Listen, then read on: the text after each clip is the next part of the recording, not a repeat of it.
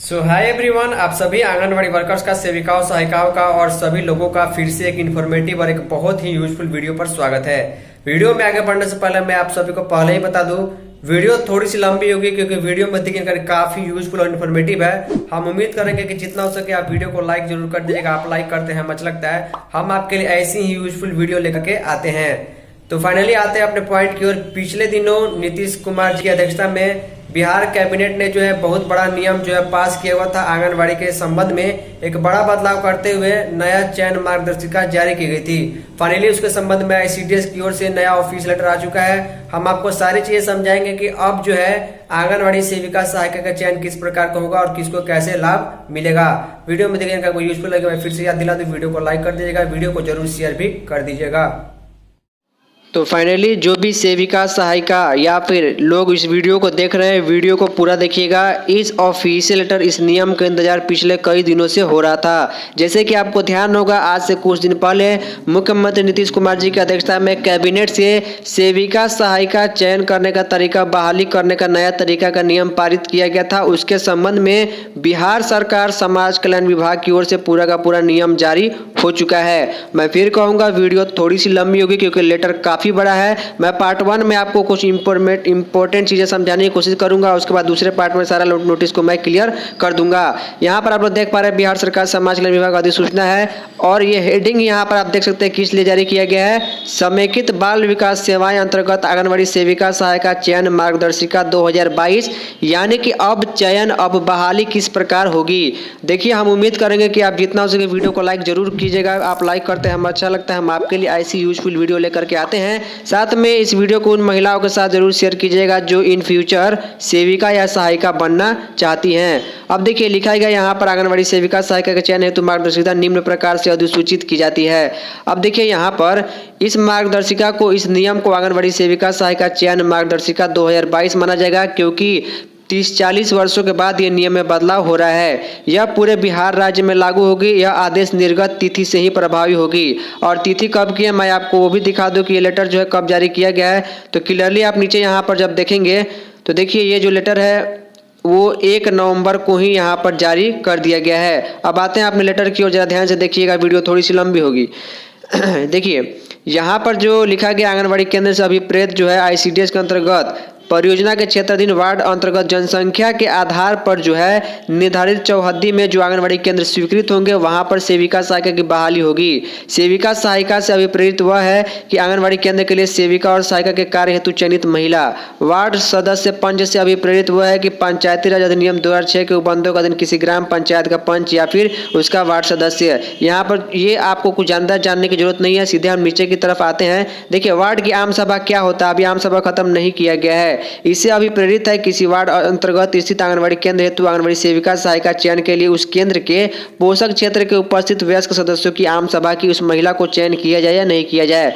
पोषक क्षेत्र का मतलब वो है कि ग्रामीण क्षेत्रों एवं शहरी क्षेत्रों में राज्य निर्वाचन आयोग द्वारा घोषित वार्ड अंतर्गत केंद्र की इकाई शहरी क्षेत्र के अंतर्गत एक वार्ड की जनसंख्या अधिक रहने की स्थिति में एक से अधिक केंद्रों का संचालन किया जा सकता है, जिसका पोषक क्षेत्र उसी वार्ड के अंतर्गत संबंधित एलएस एवं सीडीपीओ द्वारा निर्धारित होगा। यानी कि अगर किसी वार्ड में, एक ही वार्ड में अगर 3-4 हजार जनसंख्या है तो वहां पर 2 आंगनबाड़ी केंद्र रहना चाहिए। तो इसका निर्धारण एलएस और उस परियोजना के सीडीपीओ के द्वारा जनसंख्या के आधार पर किया जाएगा। लिखा गया, वार्ड की आरक्षित कोटि से विपरीत यह है कि आंगनबाड़ी सेविका सहायिका चयन हेतु विज्ञापन प्रकाशन की तिथि को बिहार राज्य निर्वाचन आयोग द्वारा घोषित पंचायत चुनाव या नगर निकाय चुनाव के निर्धारित वार्ड के आरक्षण कोटि के हिसाब से उस महिला का भी उसी हिसाब से आरक्षण दिया जाएगा।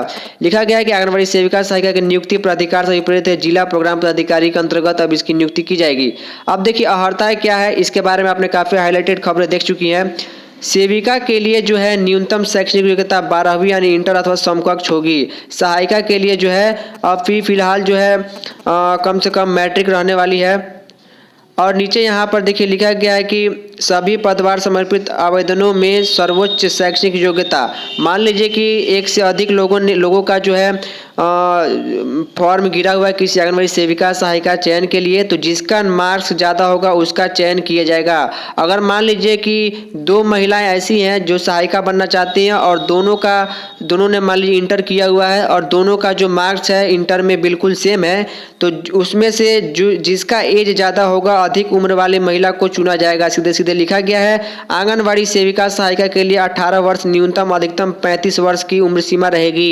65 वर्ष तक काम करने के बाद जो है वह सेविका या सहायिका स्वतः कार्यमुक्त हो जाएगी। यानी 65 वर्ष जो है रिटायरमेंट एज है और 18 से 35 के बीच में आपकी नौकरी इसमें लग सकती है। आंगनबाड़ी सेविका सहायिका चयनित तो वार्ड का निवासी होना अनिवार्य है। यानी कि जिस वार्ड की आप महिला है उसी वार्ड में आपका चयन होगा, दूसरे वार्ड में आप आवेदन भी नहीं कर सकती हैं। आवेदन पत्र के साथ सक्षम प्राधिकार द्वारा निर्गत आवासीय प्रमाण पत्र देना होगा।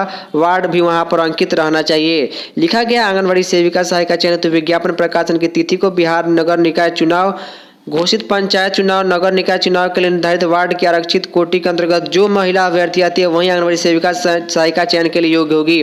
मतलब ध्यान से समझिए इस 7वें पॉइंट को।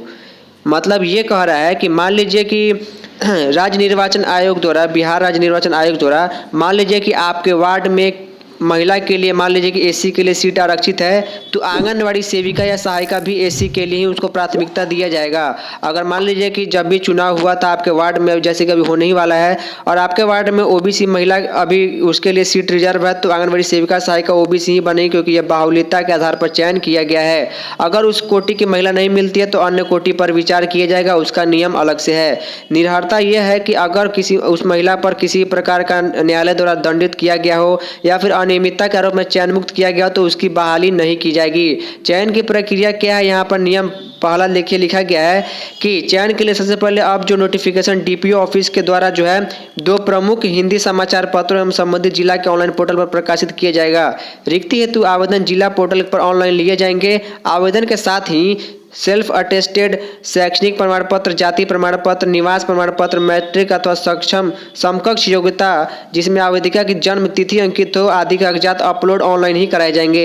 मेगा सूची तैयार करने के लिए 3 स्तरीय जो है समिति की गठन किया जाएगा। उसके बाद उसको औपबंधिक मेगा सूची जो है डीपीओ ऑफिस के पोर्टल पर या फिर डीपीओ आईसीडीएस के उस जिले के वेबसाइट पर जो है प्रकाशित की जाएगी। मेगा सूची प्रकाशित होने के बाद 15 दिनों तक पोर्टल पर ऑनलाइन आपत्तियां प्राप्त की जाएगी। अगर किसी को कोई आपत्ति है तो आपत्ति दे सकता है।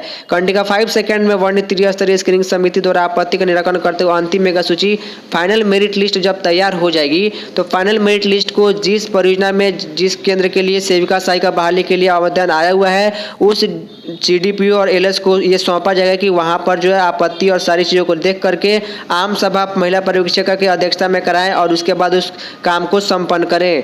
आम सभा में यदि मेगा सूची के संबंध में कोई आपत्ति प्राप्त नहीं होती है तो ऐसी स्थिति में जो है मेगा सूची को सर्वोच्च मेगा प्राप्त अभ्यर्थी को सीडीपीओ पदाधिकारी द्वारा डीपीओ के अनुमोदन के उपरांत चयन पत्र निर्गत कर दिया जाएगा। आम सभा में यदि मेगा सूची में संबंध में कोई आपत्ति प्राप्त होती है तो उस पर जो है उस समय ही विचार किया जाएगा। अब देखिए लिखा गया है कि आम सभा की जो कार्रवाई है वो एलएस द्वारा तैयार की जाएगी, जिस पर अध्यक्ष से महिला पर्यवेक्षिका का हस्ताक्षर अनिवार्य होगा। महिला पर्यवेक्षिका द्वारा कार्रवाई पंजी की मूल प्रति सीडीपीओ को हस्तगत कराई जाएगी। यानी एलएस के द्वारा ही जो है पूरा का पूरा जो बोलते हैं आम सभा उसका संचालन किया जाएगा। और एक सबसे अच्छी बात लिखी गई है कि आम सभा की प्रक्रिया को अधिकतम 1 महीने में पूरा कर लिया जाएगा। यानी कि अगर फाइनल मेरिट लिस्ट बन गया है तो 1 महीने के अंदर जो है प्रत्येक महीने के पहले, दूसरे, तीसरे, चौथे सोमवार को ही आयोजित करके उसको जो है हर हाल में उस बहाली को वहां पर पूरा कर दिया जाएगा। 1 महीने में अगर आम सभा की कार्रवाई पूरी नहीं होती है तो स्थिति में त्रिस्तरीय स्क्रीनिंग समिति द्वारा मेगा सूची, अंतिम मेगा सूची तैयार की जाएगी और सर्वोच्च मेगा क्रमांक की आवेदिका का चयन किया जाएगा। देखिए इतना तक रह दिया। 6ठे नंबर से मैं आपको कल बताऊंगा क्योंकि वीडियो काफ़ी लंबी हो जाएगी। तब तक के लिए अभी के लिए इतना ही। मिलते हैं फिर किसी नए वीडियो में। तब तक के लिए धन्यवाद।